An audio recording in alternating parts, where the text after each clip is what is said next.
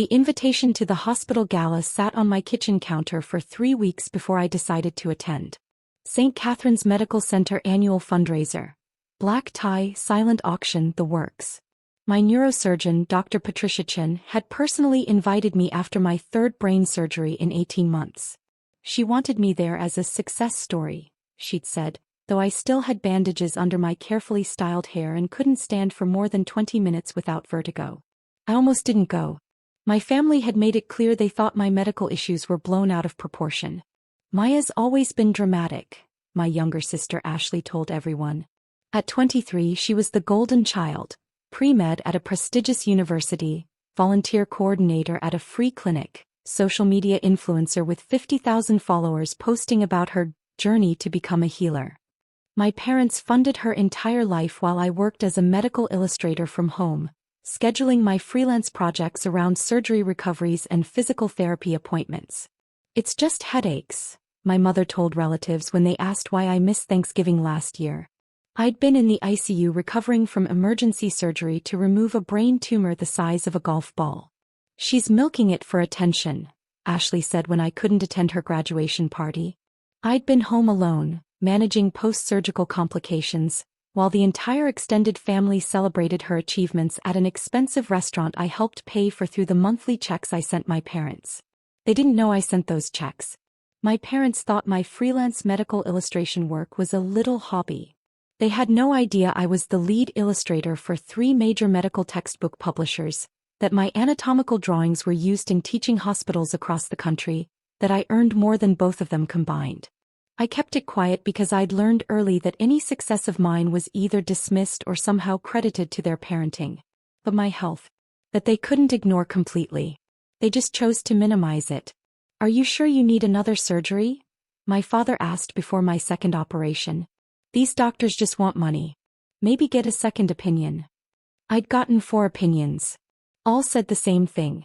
Without surgery I'd likely have a stroke before my 30th birthday. I was 27. The tumor was benign but aggressive, wrapped around critical blood vessels. Each surgery was risky. Each recovery was brutal.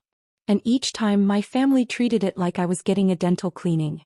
"Ashley's midterms are next week," my mother said when I asked if she could drive me to my pre-op appointment. "She's so stressed. Can't you just take an Uber?" I took an Uber to brain surgery. 3 times. Ashley posted on Instagram about her difficult journey through organic chemistry while I relearned how to walk without falling over. Her posts got thousands of likes. My mother commented hearts and "so proud of you, baby" on every single one. When I mentioned my vertigo was getting worse, my father said, "Maybe you should exercise more. Ashley runs 5 miles every morning." I couldn't run. I could barely walk in a straight line. But sure, Dad, I'd get right on that. The gala invitation felt like validation from the one person who actually understood what I'd been through. Dr. Chen had held my hand before each surgery, explained every risk in detail, and called me personally when pathology results came back. She'd seen me at my worst, crying in her office when my family didn't show up for a major consultation, shaking in pre-op when I realized I'd be going under anesthesia alone again. "You're one of the strongest people I've ever treated," she told me after the 3rd surgery. "And I want the world to know it." So I bought a dress that hid my medical alert bracelet, practiced my balance in heels, and decided to attend. I didn't tell my family. They wouldn't care anyway. I arrived at the hotel ballroom at 7, already exhausted from getting ready. The room glittered with chandeliers and was filled with doctors, hospital administrators, and wealthy donors. Dr. Chen spotted me immediately and rushed over. "Maya, you came. You look beautiful." She hugged me gently, mindful of my still healing incision site. "Thank you for inviting me," I said, meaning it. "Come meet some people," she said, guiding me toward a group near the silent auction. "I want them to hear your story." Build up. For the next hour I stood with Dr. Chen as she introduced me to hospital board members, department heads, and major donors. She didn't sugarcoat anything. "Maya has endured 3 craniotomies in 18 months. She told a retired surgeon who donated a wing to the hospital. Each surgery more complex than the last. The tumor was intertwined with the middle cerebral artery. One wrong move and we'd be looking at catastrophic stroke or death. The surgeon looked at me with genuine respect. How did you stay so positive through all that? I didn't tell him about crying alone in my apartment, about the panic attacks before each surgery, about the nights I genuinely wasn't sure I'd survive. Instead, I smiled and said, "Good medical care makes all the difference." Dr. Chen squeezed my shoulder. Maya's also being modest. She continued working throughout treatment. She's a medical illustrator. You've probably seen her work. She illustrated the neuroanatomy section in Harrison's latest textbook. The surgeon's eyes widened. That was you. That's remarkable work.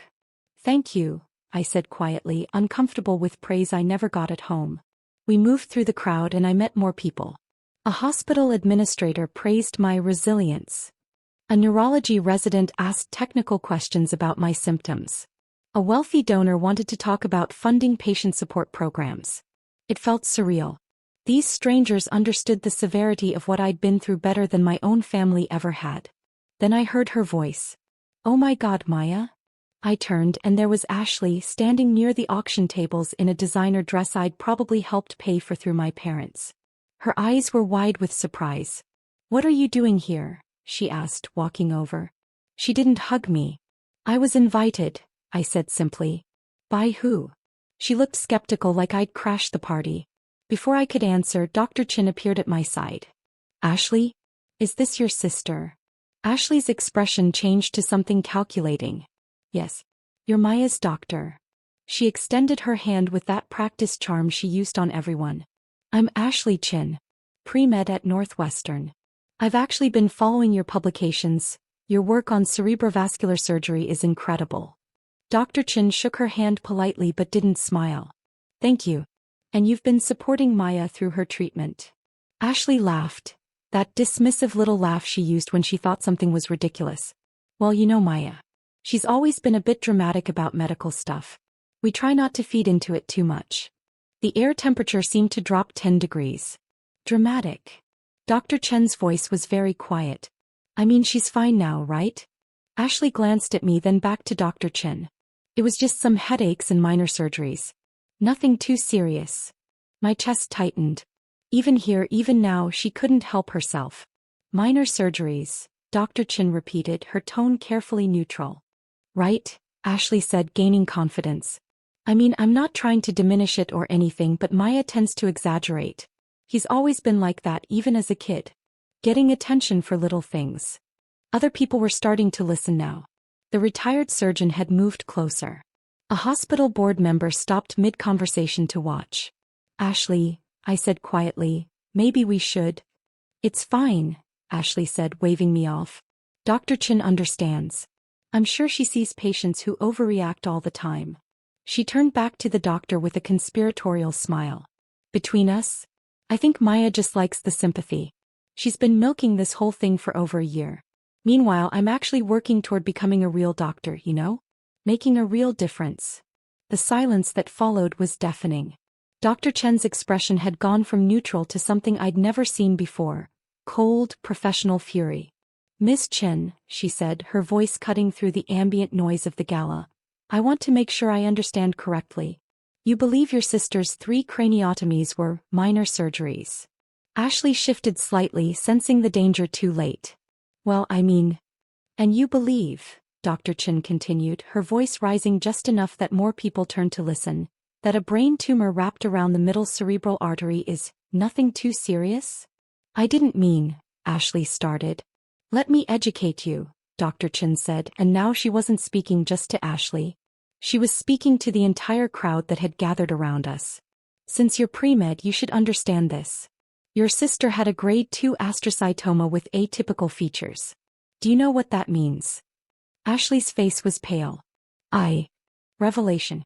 "It means," Dr. Chen said, her voice ringing with authority, "that without intervention, your sister had approximately 6 months before the tumor would have caused either a massive stroke or herniation.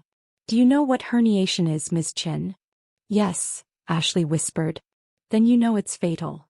Dr. Chen took a step closer. "Your sister has undergone 3 separate craniotomies. The first was 12 hours long. The tumor was so entwined with critical vasculature that we had her under awake craniotomy for 4 of those hours to map eloquent cortex. Do you know what that means?" Ashley shook her head, tears forming. It means your sister was awake on the operating table with her skull open, while we mapped her brain to avoid causing permanent deficits. She was awake and cooperative and brave while we cut into her brain tissue. And you call that minor? The crowd around us had grown. I recognized hospital administrators, other doctors, donors. Everyone was staring at Ashley. The second surgery, Dr. Chen continued relentlessly, was complicated by intraoperative hemorrhage. We nearly lost her on the table. I personally performed manual compression on a ruptured perforating artery while my resident called for backup. Your sister required 4 units of blood and spent 3 days in the ICU. I didn't know, Ashley tried. You didn't know because you didn't ask, Dr. Chen said. You didn't visit. You didn't call. I know this because Maya listed me as her emergency contact for all 3 surgeries. Not you. Not your parents. Me. A doctor she'd known for less than a year was more reliable than her own family. Ashley was crying now, mascara running down her face. People were whispering. I saw someone recording on their phone. The third surgery, Dr. Chen said, was 3 weeks ago. Maya has a 6-inch incision that's still healing. She has permanent vertigo that will require lifelong management. She has chronic pain that wakes her up at night. She takes 12 medications daily. She attends physical therapy 3 times a week. She has a seizure disorder now as a complication of the surgery. She wears a medical alert bracelet in case she has a breakthrough seizure in public.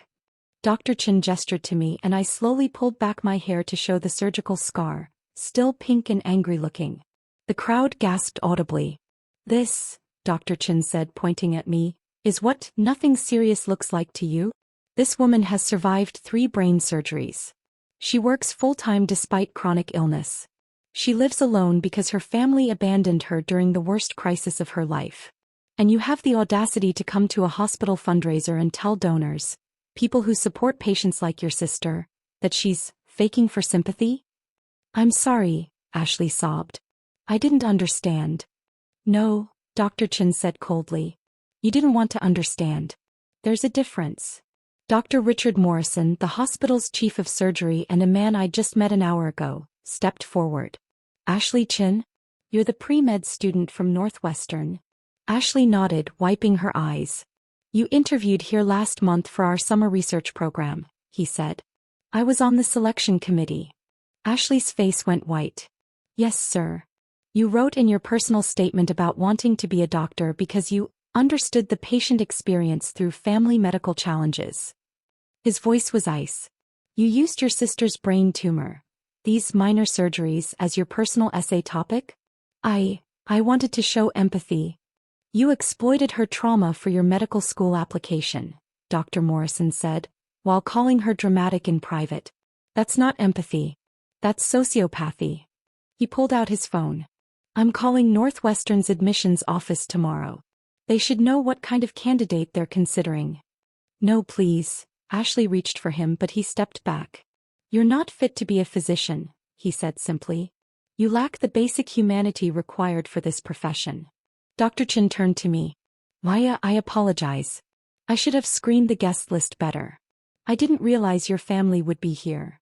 It's okay, I said, though I was shaking. It's not okay, she said firmly. But I promise you, everyone here now knows the truth. Resolution. The video went viral.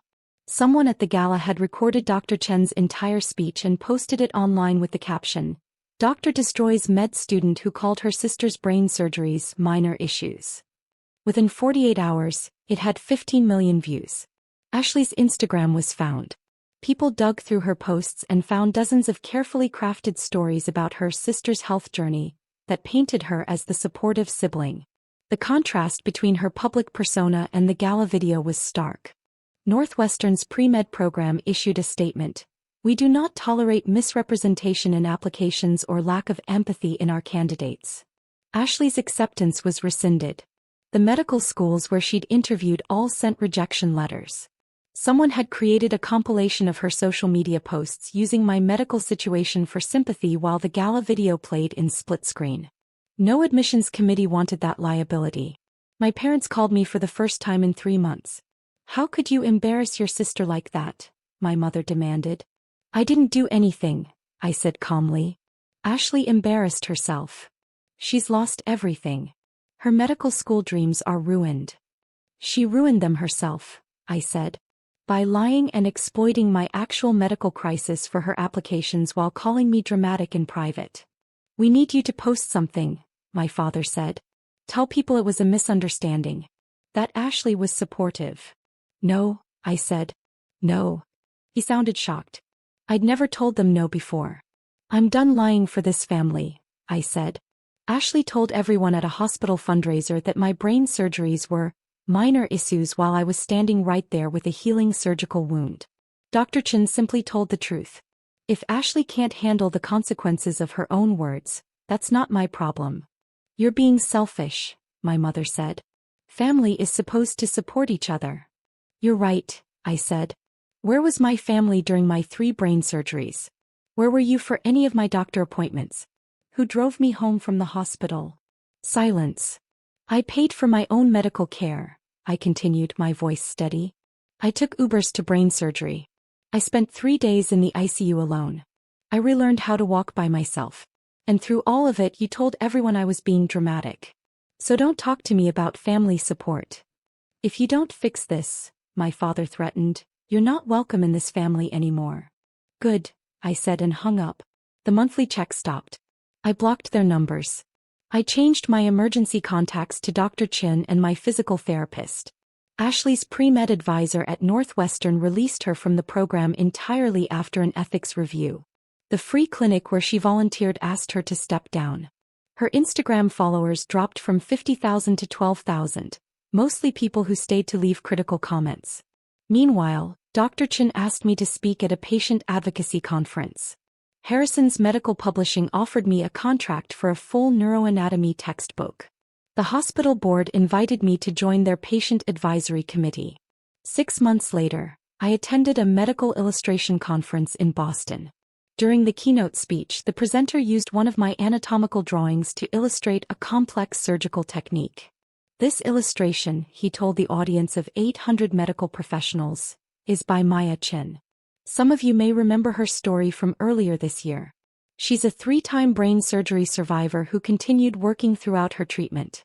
Her work has revolutionized how we teach neuroanatomy. The audience applauded. I sat in the back row, tears streaming down my face, not from sadness but from finally being seen. My phone buzzed. A text from an unknown number. This is Ashley. Can we talk?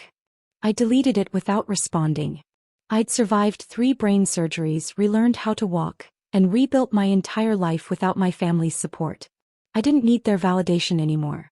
The people who mattered, my doctors, my colleagues, my real friends, they knew the truth. They'd known it all along.